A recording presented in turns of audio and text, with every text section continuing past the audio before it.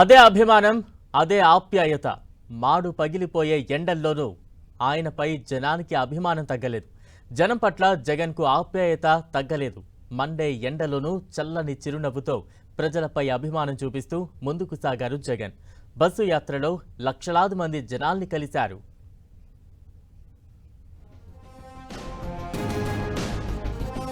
జనం కోసం జగన్, జగన్ కోసం జనం. చల్లని చిరునవ్వుతో 22 రోజులు బస్సు యాత్ర. లక్షలాది మంది జనాల్ని కలిసిన జగన్. ఓట్ల కోసమే జనాలకు మేలు చేస్తే అది రాజకీయ స్వార్థం. పదవిని జనానికి మంచి చేయడానికే వాడుకుంటే అది గొప్పతనం. ఏ కష్టం వచ్చినా నేనున్నానని భరోసా ఇవ్వడం దైవత్వం. అదే వైఎస్ జగన్ సొంతం. అందుకే ఎండలు మండిపోతున్నా, మాడు మాడిపోతున్నా, చెమటలు కారిపోతున్నా ఇవేమీ లెక్క చేయలేదు జనం. అంతులేని అభిమానం జనం సొంతమైతే ప్రజల పట్ల అలుపెరగని ఆప్యాయత ఆయన సొంతం. చిన్న పెద్ద తేడా లేకుండా అందరి నోట ఒకటే మాట, జై జగన్ అంటూ బస్సు యాత్ర హోరెత్తింది. తక్కువలో తక్కువ 1 కోటి మందిని జగన్ ప్రత్యక్షంగా ఈ బస్సు యాత్రలో కలుసుకున్నట్లు వైసీపీ వర్గాలు చెబుతున్నాయి. మండే ఎండల్లో కూడా చిరునవ్వుతో ప్రజల ఆదరాభిమానాలు పొందుతూ 22 రోజుల పాటు బస్సు యాత్ర చేశారు జగన్. అన్నా అని చేయెత్తితే చాలు, రోడ్డు ఏదైనా, బస్సు ఎంత స్పీడ్లో ఉన్నా బస్సు ఆపి జనంతో మాట్లాడారు. సమస్య ఏదైనా ఓపిక సహనంతో విని చలించిపోయారు. వెంటనే అధికారులకు ఆదేశాలిచ్చి పరిష్కరించారు. ఆప్యాయంగా అవ్వాతాతలతో మాట్లాడుతూ మరోసారి తాను జనం మనిషిని అని, జన నేతనని నిరూపించుకున్నారు జగన్.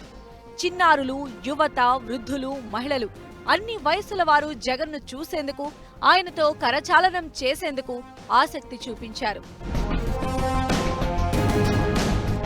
చేన్లు, పొలాల్లో పనిచేసుకుంటున్న మహిళలు పరిగెత్తుకుంటూ వచ్చి జగన్ను ఆశీర్వదించారు. అంతే ఆప్యాయతతో వారితో మాట్లాడి యోగక్షేమాలు అడిగి తెలుసుకున్నారు జగన్. తమ అభిమాన నేతను చూసిన క్షణంలో కాళ్లకు చెప్పులున్నాయో లేదో చూసుకోలేదు. కాళ్లు కాలిపోతున్నా తమ నేత కోసం తార్ రోడ్డు మీద వందలాది మంది అభిమానులు పరుగులు తీస్తూ అభివాదం చేసిన దృశ్యాలు మర్చిపోలేదు. 5 ఏళ్లు అధికారంలో ఉండి పరిపాలన చేసిన సీఎం జగన్ పైన అంతకంతకు పెరిగిన అభిమానమే తప్ప ఏ కోసానా వ్యతిరేకత కనిపించలేదు. ఇడుపులపాయ నుంచి శ్రీకాకుళం వరకు గుండెల నిండా ఆప్యాయతతో ప్రజలు జగన్కు జేజేలు కొట్టారు. విజయవాడలో 5 గంటల పాటు కొనసాగిన బస్సు యాత్ర హైలైట్ అని చెప్పొచ్చు.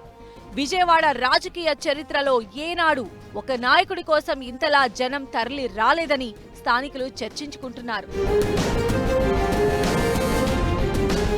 తనపై రాయితో దాడి జరిగినా అదర్లేదు, బెదర్లేదు జగన్. బస్సు యాత్ర అయిన తరువాతే ఆసుపత్రికి వెళ్లి ట్రీట్మెంట్ చేయించుకున్నారు. ఇక గన్నవరంలో 15 కిలోమీటర్ల దూరం జనం జగన్ కోసం ఎదురు చూశారంటే ఆయన పట్ల జనానికున్న అభిమానమేంటో అర్థం చేసుకోవచ్చు.